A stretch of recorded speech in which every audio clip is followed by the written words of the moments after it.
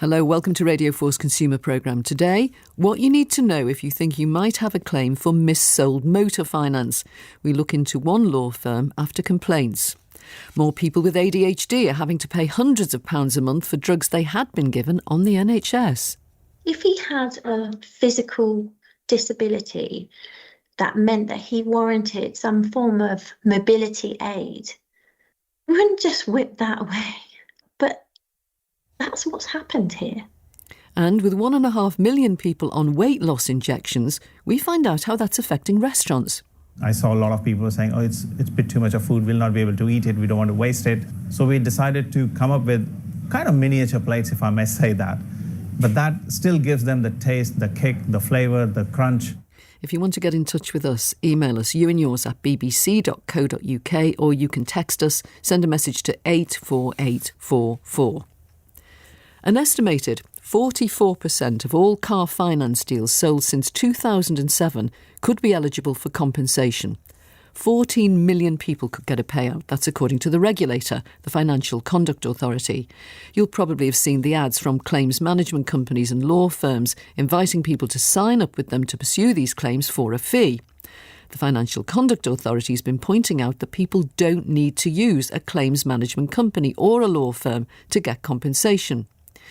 We've been looking into a firm of solicitors called Complex Law, after hearing complaints from listeners who say they were signed up to contracts to claim compensation for missold car finance without them realising. Zoe Price told us about what happened to her when she went onto the Complex Law website. She spoke with me this morning.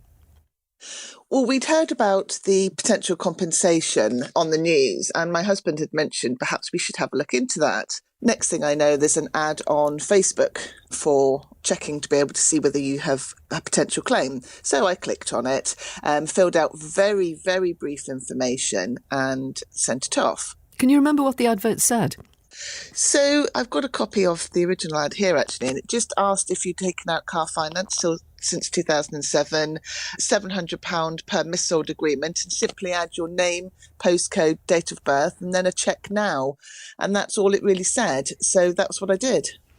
So tell us what you did on the site. You just said that you put in some basic information. Yes, very basic information. It would have been my email address, name, and then from the advert I obviously put my date of birth in as well. But it was very, very basic information, not even a car registration, nothing. So that was all that they asked for, and that was all I provided. But you did provide a signature, didn't you, at the end of this process? A very quick process. You just click through a few pages, and at the end there's a little signature box there, and you put your signature in there. Did you notice anything to explain that by signing in that box on the website, you were instructing a company, Complex Law, to act on your behalf? You were, by signing, entering into a legal agreement with them? No, nothing that was overtly obvious. There was nothing to say that by signing, this is what you're entering into. I'm sure that in the very, very small print, it probably was there, but it certainly was not obvious at all. So when did you realise what you'd done? Well, interestingly, it was another comment on the Facebook site that had said, just warning, by doing this, you are then in a contract and they charge exorbitant fees per hour, which could potentially be more than your claim.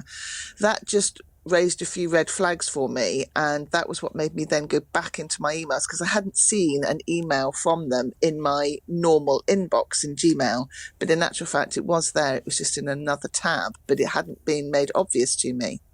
So yeah, that was what made me want to then go and look in my emails, and that was when I found the email that said, "Thank you very much for instructing us." And I thought to myself at the time, but I haven't instructed you. I know you managed to cancel it. How easy was that? So actually that was quite easy. There was obviously no phone number, but if you wanted to cancel it within the 14 days, and this was literally on the same day that I had completed the information, they gave instructions for an email address. Please email us and requesting a cancellation, and we will get back to you within, I think, 2 or 3 days. And in actual fact, because I had written a very strongly worded email, they did come back to me within 48 hours to say that it had been cancelled. Could you just click on and reply to the email they sent you and just say, I don't want this? No, you had to go onto the website. Well, this is what I did. I went onto the website, found where I could make the cancellation, which was not particularly easy to find, but I did find it. And that was the instruction then to send the email to the company to say, I wish to cancel this. You managed to cancel it straight away. What was wrong with this process, in your view? I felt it was very disingenuous. I felt that even if there had been very small print with regard to you are now entering an agreement, the way that the ad was structured was simply fill out this information just to see if it's a potential that you might be eligible. There was no obvious message to say that by completing this very basic information, you would then be instructing them to take out a contract for legal services. There was nothing. I wouldn't have clicked on it had it made that obvious in the ad. Mark Montaldo, who is the Director of Complex Law, previously called Smith Jones Solicitors Limited, also agreed to talk with us about his website and what happens on it. So, Mark, before we talk about this process of being signed up, the search engine that you are advertising, tell us exactly what it can do with the basic information that someone like Zoe put in there. Of course. Thank you for having me on. So when the information is initially uploaded, we carry out a soft credit search, which does not impact the user's credit score, and that allows us to obtain details of any financial agreements which may give rise to a claim. If no finance agreements are identified, then the matter is brought to an end. Go However, back to 2007. Can it check? It can go right back to 2007. Okay. So, if finance agreements are identified, then a claim can commence at that stage. So when you go on the website and you start clicking through, you're invited to enter your details to check if you might be eligible for compensation. Now, it says this process is quick and free, but that's not what's happening really here, is it? You're being invited to enter into a legally binding contract. In this respect, it is quick and free. Of course it is quick and free in the sense that the process does not take a long time and there is no charge in entering in or carrying out the credit search or finding the finance agreements. And if people don't want to proceed, then of course they don't have to.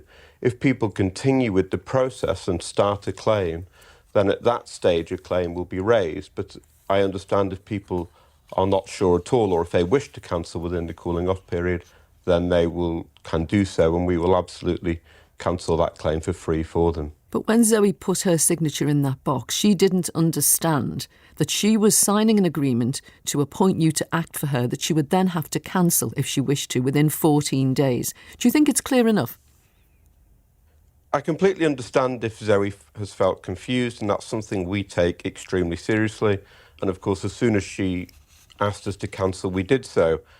We work with our regulators and we work with third parties and external compliance firms to make sure all our advertising is compliant and clear, and we feel that for the vast majority of consumers and clients, they feel that is the case. Indeed, our Trustpilot scores are going up, and our 4.5 out of 5 stars reflects that. But of course, every single client that we have, we take very seriously, and even one person finding it confusing is one person too many. And we are constantly trying to evolve and alter the process to make it clearer for people. And we will always cancel someone's claim if they do feel confused. You mentioned your Trustpilot score, which is high, 4.5% approval score. But the one-star reviews, the people who are not happy with you, are complaining about this. Now, Trustpilot surveys people very early on in the process, so it's likely to have surveyed people who've only just started out with you. The Google reviews have a much lower score, an average of 2.7, and many of them are posting on this very problem. We've had a look at your website. We've been looking at it for days now. It's changed. So when we were looking before Friday, the first page in the process said, find my agreements. You've since changed that to, from Friday, start my claim. You've changed it. Isn't that an admission that it wasn't clear enough? In respect of the client's reviews, of course, we take the reviews very, very seriously. And what we try and do is reply to any person who has felt they've been misled or they've complained, and we will try and respond to them directly. With regards to the site changing, it isn't something that we accept at all in terms of we've misled people. We take feedback very seriously. The system is constantly changing and was and always remains compliant. Every client is required to upload their information, and we work with them to make sure the process is as simple as possible. But you have changed it since Friday. You've changed it since we approached you about it. There was a minor error on one of the boxes that we have changed, and I understand that we changed that from find my claims to find and start my claims. We do. You've changed it from find my agreements to start my finance claim. Very different. That's something I will need to go and look into, but okay. I do know that the process has constantly been changed. Indeed, we now employ someone to do full-time audits for our client satisfaction, and we are constantly changing the system to try and make sure that it works with our clients so they get a clear and obvious process. And indeed, many of our clients, the vast majority of our clients, commend us on the fact that we are able to offer them a quick search which can find their agreements dating back as far as 2007 and allowing them to pursue claims for missold car finance where otherwise they wouldn't have been able to. Zoe had missed a paragraph, a very small print. It's under the signature box on the website. There's a sentence in the middle of that paragraph and it says, I have read and agreed to the complex law agreement, which includes the applicable fee if my claim is successful. And I understand my electronic signature will be applied and a copy of the signed agreement will be emailed to me. Why is that print so small? Why isn't it much clearer that this isn't just a free cheque? In respect to the eligibility check, the 66-page agreement is the full terms and conditions that is emailed to the client as soon as they've received it. But in that paragraph of very small print that I just mentioned, where it says I've read and agreed to the complex law agreement, that complex law agreement is written in blue. Now, you might not know, but if you click on it, it takes you through to this 66-page document. Do you think that's fair and transparent? You can click through it to review the terms and conditions. Obviously, it's a bit difficult to go through it now on radio. But it's not quick and easy, is it? I mean, to read 66 pages of T's and C's. Well, the 66 pages is the SRA requirement that we have to send through. The agreement is long, but that is an SRA requirement that we have to send everything. In the agreement, you have to get to the bottom of page 10 before you find that if you win, you will be charged 30% plus VAT of any payment you receive. Why isn't that figure displayed prominently anywhere else on the website? Why isn't it displayed prominently before you've signed in the box? The agreement is long, but it is a regulated legal document that must include all the information required. But that's the key thing I wondered when I went on the site. What's this going to cost me? Why isn't that basic information prominently displayed? Well, as I said, the vast majority of our clients are happy with all the information that's provided and the manner that is provided. But of course, if people don't feel the process is clear, they should contact us, or we will work with them absolutely to make it as clear as possible. It says on the website, find out in minutes if you qualify, no obligation. Now, how can that be true if you're simultaneously signing up to a legal document and you are liable for fees? Well, there is no obligation to continue or to complete the process. So at the outset, when you go through the process, that advice. But only after you've cancelled. Only after you've cancelled is there no obligation. It will depend on how far you go through the process, and at each stage it will tell you whether there are possible claims for you to bring. But it isn't a case of you have to sign up to find out whether you have a claim. On the website, there is a terms and conditions link that appears several times in several places on different pages. But when you click on it, it says page not found. The page you were looking for doesn't exist or has been moved, and there is a button that you click on that just keeps taking you back to the home page. Why is that?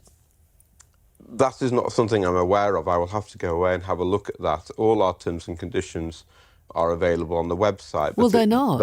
They're not available. Something... I've been trying to find them for days. They're not there. That is not something that's been brought to my attention, and it's something I will go away and have a look at immediately. Would you expect then, in the terms and conditions, to find this business of the 30% plus VAT fee? The fees are set out and are in requirements with the SRA cap. So all the fees are made aware to the clients before. But would they appear in the T's and continue the C's process. if they were there? If the links worked, would they be there? Yes, they would. They would, OK. Your regulator, the Solicitors Regulatory Authority, has warned that it's very concerned about this very problem. I'm quoting them now. Members of the public reporting that they did not consent to a law firm starting to act for them. And they warned that law firms must act with integrity and uphold the highest professional standards. Are you confident that you're doing that? Absolutely. We take the SRA warnings very seriously, and all our materials have been reviewed by independent regulatory lawyers. We participated fully in the SRA's review of claims firm and employ a full-time in-house compliance specialist and also an external compliance specialist. We share the regulator's commitment to transparency and integrity. We work continuously to refine our website and ensure the process is clear, and we always work in response to feedback. We absolutely share the regulator's concerns about poor practices in the industry, and that's why we invest so heavily in compliance. Thank you very much. Zoe, you okay? Well, I'm interested in the word confused. I believe that is an organisation placing the blame back onto the consumer. I think that misled and disingenuous would be a far fairer word than confused. Okay. And just sorry, Zoe, just in response to that, I absolutely empathise. If you do feel you've been misled, it's obviously subjective in how people feel when they sign up to a process. And we will always work with people to ensure that if they do feel they've been misled, then we will work with them. But we would reject that we've misled people. And as I've said before, the vast majority of our clients don't share those views and, in fact, applaud us on our processes. And that's why our scores are so high. Mark Montaldo and Zoe Price, thanks both for that. We thought it might be worth a recap on how to check if you might be eligible for a refund on car finance for yourself without paying any fees. Harry Kind is a consumer expert and he has kindly agreed to talk us through this. Harry, the Financial Conduct Authority, the regulator, says people don't need to use claim management companies or law firms to get access to this compensation scheme. Tell me, what are their options instead? Yes, so the Financial Conduct Authority have gone to a real great pains to make this as easy as possible to claim and have really put a lot of the onus on the finance companies to track you down if you have been involved in one of these schemes and do their best to track you down and get you to opt in and contact you. So this is really one of the simplest redress schemes, especially of this scale, that people have seen in the UK. It's really, really impressive. So if you have been involved in one of these schemes, there's a really strong chance that a firm will reach out to you and you'll have to then opt in to the claim. But if you want to be belt and braces, you're worried that you haven't been contacted, maybe you've moved house, you've changed name, then it's really as simple as emailing the finance company you had the agreement with, giving them the details, and they will then have to look into it and will contact you then to opt out of any kind of redress. So it will be incredibly passive, and that claims process, that putting forward your details to those companies, is as simple as filling in template letters of complaint, which you can find with Money Saving Expert, with which.co.uk, with the Financial Conduct Authority themselves. So this is, getting a claims management company involved in this really is, it's like getting a brain surgeon to come and cut your nails. It is a very simple process for 99% of claimants. So all I would have to know is who I borrowed the money from. That should be the case. And if you want, maybe you've forgotten, you've not got any of the paperwork, you can't find any emails, doing a soft credit check, which any of us can do for free rather than having to use a claims management company, would be another way. So you can check your credit report and see, oh, hang on, who was I having this agreement with? And then you can follow through with their details. But as I said, details on this, Financial Conduct Authority, which.co.uk, Money Saving Expert, they will take you through this step by step. But would you be able to go back as far as 2007 doing your own soft credit check? In most cases, it will be possible. There is a possibility that you might miss some of these, and so it would be a case of doing a little bit of your own detective work. But I'm not I mean, I don't believe that there's anything that a claims management company would necessarily be able to do over and above what you could do as a consumer. And I should also point out that there will be some people who will prefer to avoid this redress system, maybe prefer to go through the courts to try and get more money. That is a complex process that will require the help of maybe a claims management company, a solicitor. That is going to be something for a more niche group of people, and it is something that you don't want to be signing up for in the space of 60 seconds. If you feel that you're happy to pay a fee because you just don't have time to do any of this for yourself, you don't have the dates, you don't have the documents, what should you check before you sign up? So if you do want to go with one of these companies, I would be very reticent to go with a company that I've just seen on a social media ad or those first sponsored results on the top of Google. I would be making sure that I've done a full comparison across different companies, reading different reviews from different review websites, and then checking that company is registered with the Financial Conduct Authority if it's a claims management company, or with the Solicitors Regulation Authority if they are a solicitor. And then look through all the small print. Are there going to be potential fees for credit checks, for expert reports? Is there an exit fee? And what percentage of the claim will they take in the end if they win? Because you don't want to be in a position where you change your mind, this is not something that you want to continue with, and you're having to pay a higher exit fee than you could have potentially claimed at the end of the process anyway. But for anyone who has already signed up, allowing a firm to progress a claim for them but wants to cancel, what are their rights? Is it a hard deadline? For most people, 14 days. For a lot of people, it will be a hard deadline. It won't be, it's similar almost to your refund rights in a shop. You have your guaranteed rights online, their store policy. And so there will be terms and conditions within your contract. They are going to vary a lot. So that 14 days, it could be even a case where you've signed away your cooling off period in order to allow a company to start working for you immediately. And I would really recommend people don't do that. But say, you're past that 14 days, take a look through the contract and see what any exit or cancellation fee will be. There usually is one, and it's quite difficult to work out what that will be because it's usually a charge for the work done.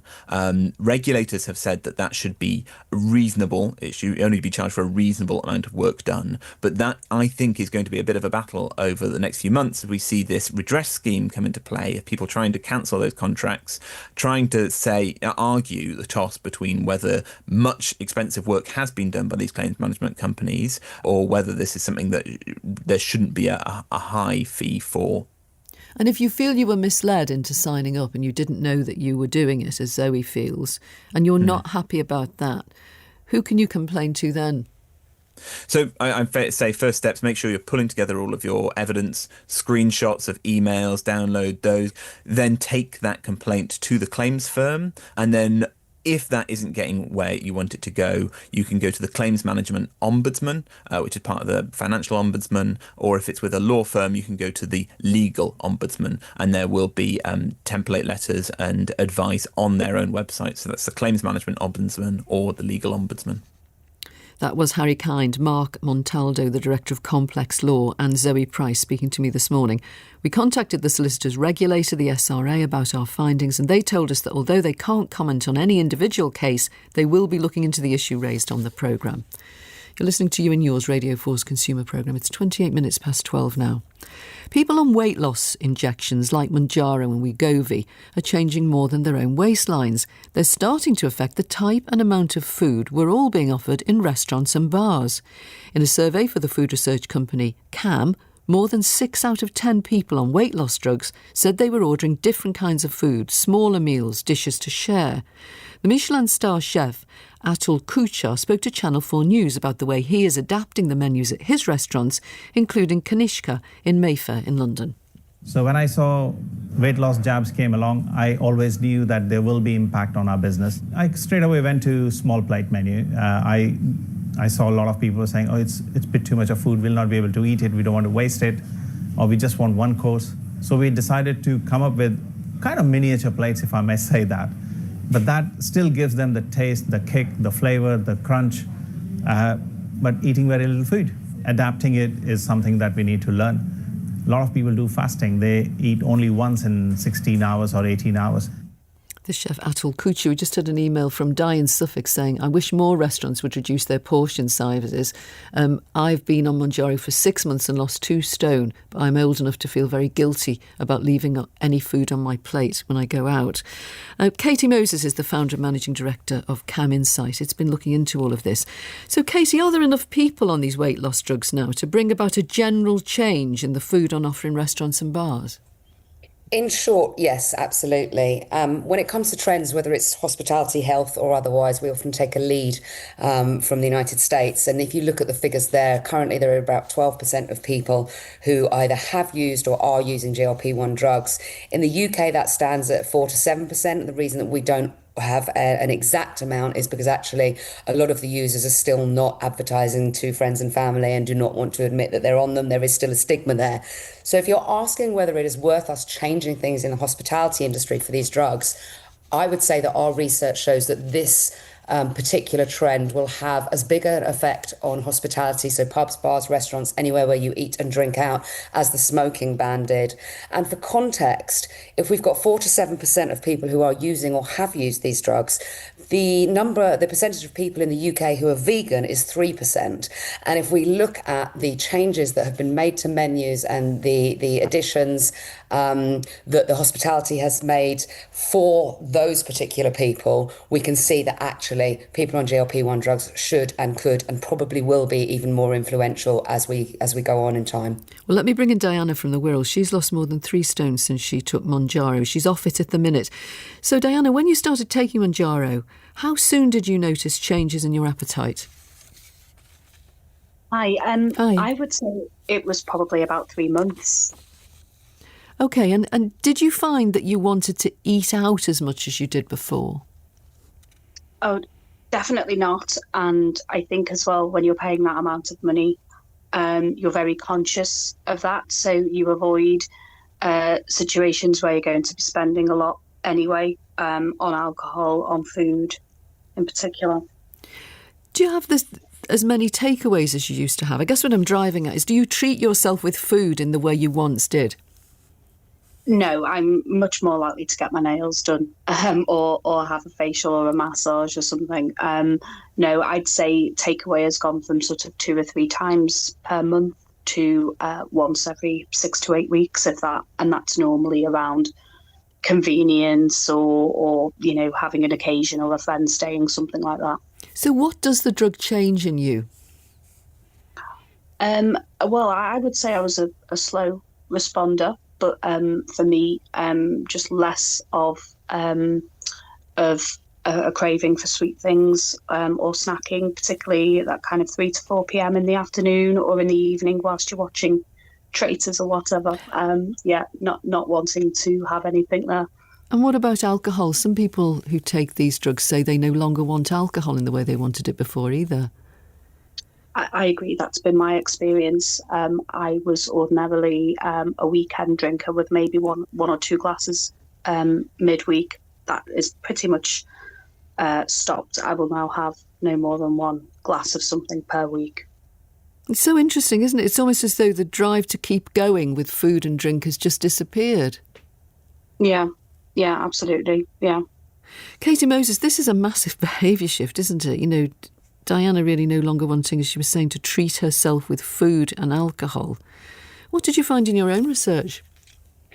Well, we found that of those that were taking GLP-1 drugs or had taken them, around 32% were going out less often and around 23% were drinking less alcohol when they were going out. I think the point to make here is it's not necessarily the quantity. When we look at alcohol, the research shows that, yes, quantity is something to pay attention to, but also it's the makeup of the drink. So it's the level of carbonation. It's people avoiding creamier cocktails that are more filling and going for something that's a bit fresher and a bit lighter. We also see that people who enjoy going out to eat and drink as standard. It is a hobby of theirs. It's something that they enjoy to do. They are not necessarily going out less, but they are really, really changing what they are ordering when they are in a pub, bar or restaurant. They are looking for things that are, quite obviously lower portion size, but also high protein, high quality. And also there's this move towards the idea that food and drink shouldn't be just fuel, and it shouldn't just be fun, but actually it should be functional as well. So what else can I get from my meal whilst I'm going out? Because I possibly will only have one meal that day. So that meal needs to tick all of the boxes for me. What we're also seeing is the idea that the consumer actually really values when a hospitality operator has made a change, has done something that means that they can still comfortably eat out, they still can comfortably go out for drinks with their friends. And those hospitality operators are the ones that are going to win the customers in the long run, because they're actually making the effort and they're customising the experience for the consumer. Diana, have you noticed any changes in the way that restaurants respond to you if you ask for smaller portions? No, I found I've been quite accommodated. Me personally, I think I've moved more towards choosing to go out for breakfast or a Sunday lunch. And for Sunday lunch, I will choose the children's portion, which is still huge in every venue I've been to, but it sort of keeps it below the 600 calorie mark. And as your speaker just said, focusing on protein, focusing on the quality of what you're getting. So with breakfast, I can choose to have poached eggs, for instance. I can add mushrooms or tomatoes. So I'm really conscious of those things, and I haven't noticed any sort of pushback when I've asked for a smaller portion or a child's portion, which I was quite surprised about. Katie, loads of people who are not on these drugs will really welcome this, won't they? Many people feel really overfaced with food. Absolutely. And interestingly, I mentioned veganism earlier. 3% of the UK consumers are vegan. Actually, what we're seeing is the people that are on GLP-1 drugs are affecting choices of venue for the whole party. So if you have one person in your party who is vegan, you are much more likely to take their steer on where you're going to eat, where you're going to drink, because they're the person with the dietary requirement. We're seeing that basically flip straight over to GLP-1 users, where if you've got somebody that's using the drugs, then you're consulting with them as to where is the kind of place that you would like to go, what is the kind of food that you would like to eat. So actually, even if we're only talking of 7% of people are on these drugs, they are definitely influencing way beyond just their initial, their personal needs. They're actually influencing the entire party when it comes to where they go. Diana, you're off Manjaro now. Have you managed to keep your eating and drinking habits reformed, or have you gone back to where you were? No, I'd say I did it very much in the spirit of adopting a healthier lifestyle with the food and the exercise. It wasn't simply that I continued to eat less of bad food. I did genuinely transform everything. So I'd say... And it stayed that way? It has for me, or at least Okay. it's plateaued. So, yeah, fingers crossed. Yeah. We'll leave it there, thanks. Diana and Katie Moses. Demand for motorhomes surged in the pandemic and it's continuing to grow. Registrations of new motorhomes and camper vans rose by 35% in 2024 compared with the previous year. But it looks like people may have swapped their touring caravan for a motorhome or a camper van. Sales of new caravans have been declining in recent years, and several caravan dealers have had to close because of this downturn in popularity. Social media might have something to do with it. The camper van life is huge online. #vanlife has 19 billion views on TikTok, and it consists of posts that share adventures out on the open road. Catherine Bird is the creator of a motorhome travel website called Wandering Bird. She has thousands of online followers, and Phil Thompson from Staffordshire was a caravaner for many years, but recently made the switch to a motorhome. So Phil, why did you do that? Get rid of your caravan and buy yourself a motorhome?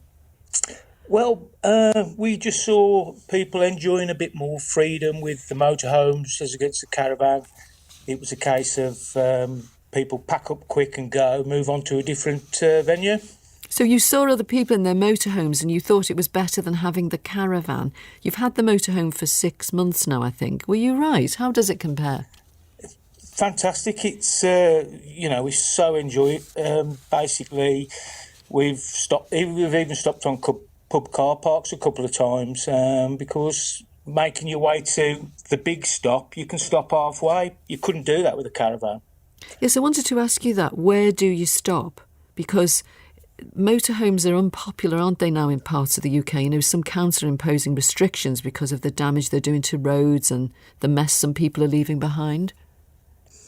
I've not come across that, but to be fair, I feel personally that if most motorhome people, caravan people, people of that ilk, do look after the surroundings and take the rubbish away with them, and that's the type of people I come across. How do the costs compare of this new motorhome that you've got with your old trailer caravan? Well, we go to France, Spain once a year, and going to France, crossing the Channel, was a car and a caravan. I've recently booked up for next year, and it's the motorhome, and it's considerably cheaper than car and caravan. A lot cheaper, half price, because you've only got one unit. And how about driving them? Because sometimes people switch to them and find them very heavy to drive. Well, I'm in a lucky position where I drive a van for work, so it's no different to my van. It's basically the same setup as the van I drive for work, so I'm okay. But I can understand some people struggling. But I do feel like they're safe because you're higher up than a car, and you can see the oncoming traffic all around you. They're quite easy to drive. And it's a skill anyway, isn't it, to drive with a caravan on the back? Yeah, and it's not a nice thing to do. It's like your heart's in your mouth all the time while you're driving. As I say, we drove down the motorways of France and Spain, and these lorries are coming past you at 60 odd miles an hour. I know they shouldn't do, but they do come whistling past you, and it puts the fear of God in you, to be fair. Catherine, tell us how you got hooked on life in a motorhome. I left my job as an air traffic controller and decided to go touring around the UK and Europe in a motorhome, and haven't actually stopped. It was supposed to be for a year, and I loved it so much. I ended up living full time in the van for about four and a half years. And I still travel, and now I've set up a website and a motorhoming group and a club where I help other people go and explore Europe. Who contacts you who wants to try and do what you have done? A huge range of people, mostly people who are either new to the lifestyle, like Phil was, or people who have perhaps got their motorhome and then they want to explore into Europe, or they want to do things like staying in pub car parks and we call it staying off grid. So it doesn't necessarily mean staying in the middle of nowhere and upsetting a load of locals, but it can mean different types of campsites, perhaps ones that don't have electric hookup. And certainly in Europe, they have these incredible places called airs, where they're approved, you're perfectly allowed to stay there with a motorhome or a camper van, but caravans aren't allowed. So it's a lot more freedom when you are touring in Europe with a motorhome. It can't all be beautiful sunsets, though, can it? What are the downsides? No, there are. I mean, it will depend an awful lot on where you go and also the time of year that you go. There are a lot of beautiful sunsets, don't get me wrong, but you've got things like dealing with the weather, certainly strong winds, storms, all those kind of things. But honestly, for me, when I lived full time in the van, it was just a much simpler and a much cheaper way of life and touring and exploring the world. It was great. Well, let me bring in Stuart Kidman, because he is from the National Caravan Council. So, Stuart, it must make your heart sink, does it, hearing these people singing the praises of these motorhomes, having got rid of their towing caravans? Well, not necessarily. I mean, we manage a range of manufacturers. We have manufacturers in membership who manufacture both motorhomes, camper vans, and caravans. So, for them, it's to a point. It's a matter of pivoting, accepting that, we've seen some declines in the touring caravan, in interest in touring caravans over the last few years. But that's tempered, obviously, by this interest in motorhomes and camper vans. So that has been extremely positive over the last couple of years. And as you said at the top of the item, 35% increase in registrations since 2023 to 2024, so it has been quite a marked increase. But I think, Phil's and Kat's experience it isn't unique, but there's still a healthy still a healthy used market in touring caravans as well. It's interesting, isn't it? That figure, that's only fallen a little, just by a couple of percent. That's for right, used 2.3%. caravans. How do you explain that? I think there's various pressures here. The underlying market is holding up well despite the pressures of inflation and interest rates, general cost of living. Discretionary spending obviously taking a huge hit for a lot of people. So is a caravan's just a lot cheaper than a motorhome?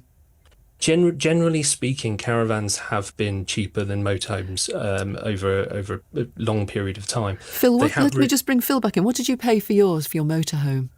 Well, it was second hand, but I paid £70,000 for it. Gee whiz!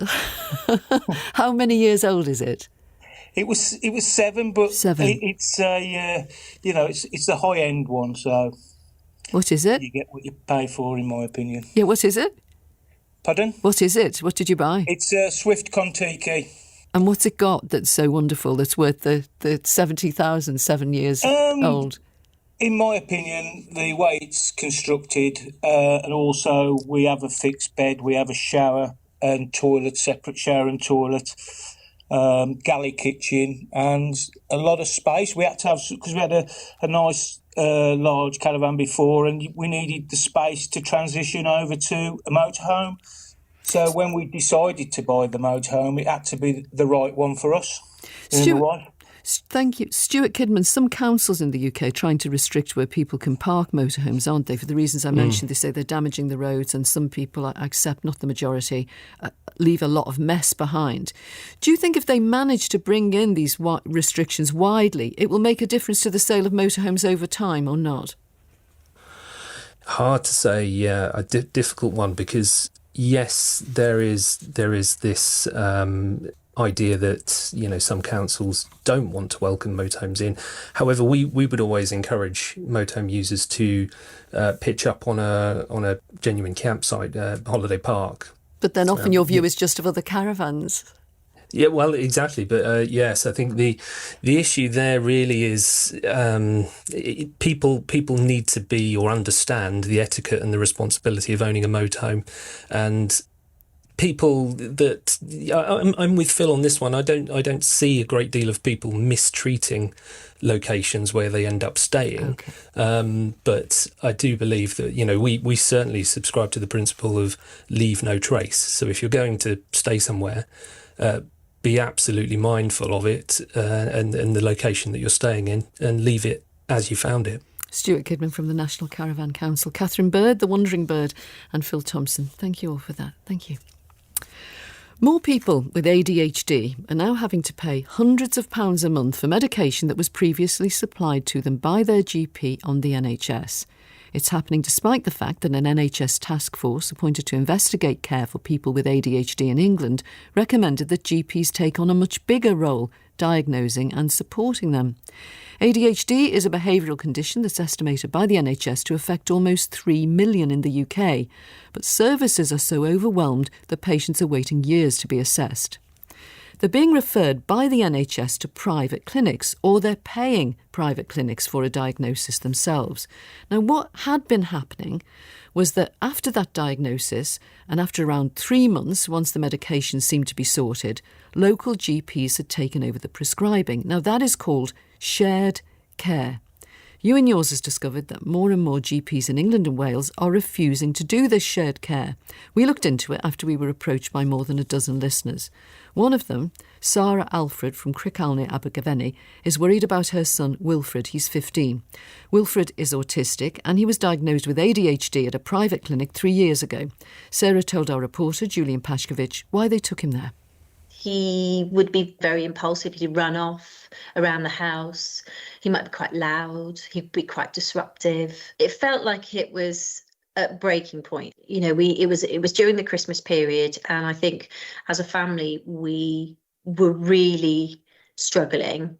We had just been awarded a new educational place, so there was some urgency again, and Anecdotally, I'd heard that there were waiting lists again, that it was going to take time to get the assessment. I just thought, there's too much at stake here right now, and I need to do something quite urgent. So on some legal advice, I was recommended to approach the Giroli Clinic.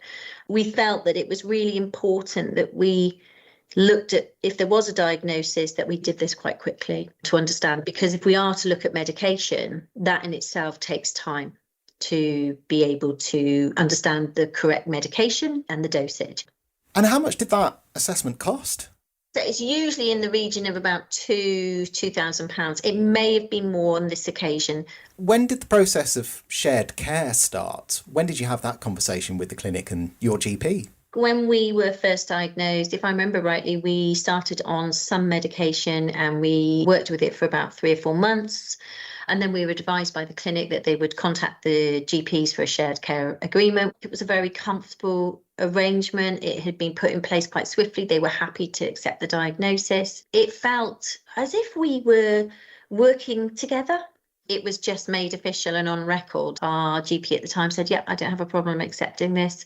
And from that point onwards, the prescriptions were issued by the GP and we would collect them from the dispensary that's in the GP practice. What difference did they make? I mean, he was able to go to a mainstream secondary school. Within that school, there was a unit, an autism unit, and he was attending that unit. And he was able to attend that unit for 2 years. Fast forward a little bit. There came a point where suddenly the shared care agreement was stopped. Can you start by describing how that happened? My husband, he works in the town where the GP is, and I asked him to go in and just pick up our October prescription, as I could see we were running low. He went in, he picked up a paper bag with some drugs in and came home. And I went to open the bag and the concerta wasn't there. Oh, so the medication that you were expecting just wasn't there at all? I then rang the pharmacist. I think I spoke to the technician actually, as the pharmacist wasn't there. And I said, look, what's going on? And she said, the prescription has been stopped. And they were unsure of any reason or rationale. When was the last time you spoke to the GP about this and tried to get some answers? On the 27th of October, they rang us. It was a very short meeting, but we were asked what had pushed us into the private sector in the first place. And to be quite honest with you, I think personally that was quite an irresponsible question, given that you're only given a 10-minute slot for an answer. They told us it's not their policy to have a shared care agreement, but we had had one in place for 3 years. We were left in a position, where we still don't really understand. How much are these private prescriptions costing you? I think it's at least going to be 400 and it will just be depending, maybe upward from there. This medication provides him with access to society, to school, to education. This is what this helps with. If he had a physical disability, that meant that he warranted some form of mobility aid, we wouldn't just whip that away. We just wouldn't do that. That's what's happened here. That's Sarah Alford. Well, we contacted Sarah's GP practice, but they didn't want to say anything to us. Dr. Helen Salisbury will speak to us, though. She's from the Doctors' Union, the British Medical Association. She represents the GPs. Dr. Salisbury, this isn't an isolated case. The charity ADHD UK and the Independent Healthcare Providers Network, which represents the clinics, have told us they have seen a marked increase in this ending of shared care agreements by GPs over the last few months. Why are GPs suddenly changing their minds like this on agreements that have been in place for years in some cases? I don't think it's necessarily a sudden change, and my heart goes out to people who are left without the treatment that they need. But we're in a real pickle with this. There's huge amounts of work that's being generated, and actually it's all unfunded. There's an issue that that people will get a diagnosis, and that might be entirely privately, or it might be a service that the NHS is actually paying for. And then there's meant to be something called a shared care agreement after that. And shared care should be exactly that the specialist goes on seeing the patient, and they are nominally under that specialist still, so that if doses need to change, if things go wrong, if there's any issues, the specialist is taking responsibility for the prescription. Because actually GPs don't have the right training in this, that they don't have the skills necessarily to alter the medication, to oversee it properly. And why did they accept it then in the first place? Because they don't have to accept shared care, do they? We don't have to accept shared care. Why did they do it Absolutely then? not. If all these problems are there, why did they agree to do it? And that's a very interesting question. I think people, obviously want to help their patients, and many are now becoming much more aware that if there isn't a proper shared care agreement where the care is shared, because quite often we get messages. Well, is it that you so you're saying that sometimes it isn't really shared care, but you're also saying they haven't got time and they haven't got money to do it. GPs haven't got time or money. So which is it? It's both of those. So sometimes all three then. All three. No time, no money. And they don't believe it's shared. Proper shared care, but we get messages from providers saying, I'm discharging you to shared care with your GP. It's not a shared care if they're being discharged from the specialist. That's one of the big things. Sorry to rush you. Just another question I want to ask you. We haven't got unlimited time. We heard how Sarah wasn't given any notice. They just went up to pick it. Wasn't in the bag. Yeah. Yeah. No. That really is not acceptable, because it's not helpful for people who've been really helped by these medicines to be left without them. I totally see that shouldn't happen. But I also see that GPs who, it's all in the press, there aren't enough appointments, there aren't enough GPs. Just seems a bit mean, doesn't it, that this particular group of vulnerable people, in this case an autistic child, gets the drugs withdrawn from him. I mean, what would you say to someone in that situation? It absolutely is not great at all, and we need it's not fair though, is it? I mean, if you haven't got enough money, or you haven't got enough time, or you don't think the agreement's really shared, what would you say to someone whose care agreement has ended then? What should they do?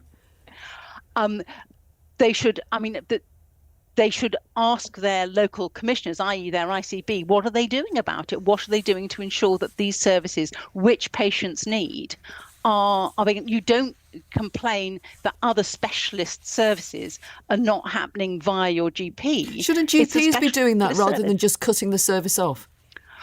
We are complaining very vociferously that we need this. We need proper shared care agreements for things like ADHD. There are other conditions as well, but particularly ADHD, which is increasing massively. We need proper services commissioned. We need shared care funded and supported, and we need the training. We must leave it there. Dr. Helen Salisbury from the British Medical Association, thank you. It's our weekly phone-in tomorrow, and we're asking, what is your experience of cancer treatment in the NHS? The BBC's health team has been analysing which hospital trusts are the fastest and slowest for diagnosing and treating cancer in England.